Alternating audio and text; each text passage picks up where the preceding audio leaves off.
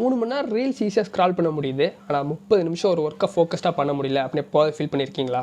அப்போ இந்த வீடியோ உங்களுக்கு தான். எப்படி உங்கள் ஹேபிட்டை சேஞ்ச் பண்ணலாம் அப்படின்னு இந்த வீடியோவில் பார்க்கலாம். பொதுவாகவே ஒரு ஹேபிட் ஃபார்ம் ஆயிடுச்சு அப்படின்னா அது அவ்வளோ ஈஸியாக மாற்ற முடியாது. எஸ்பெஷலாக அது பேட் ஹேபிட்டாக இருந்தால் ரொம்பவே கஷ்டம். ஆனால் அது சரி பண்ணுறதுக்கு கொஞ்சம் வழிகள் இருக்குது. அதை தான் இந்த வீடியோவில் பார்க்க போகிறோம். பொதுவாக பிஹேவியரல் சேஞ்சுக்கு மொத்தம் 3 லெவல்ஸ் இருக்குது. இதை நீங்கள் விஷுவலைஸ் பண்ணுறதுக்கு ஃபெரரோ ராச்சர் சாக்லேட் அசியூம் பண்ணிக்கோங்க.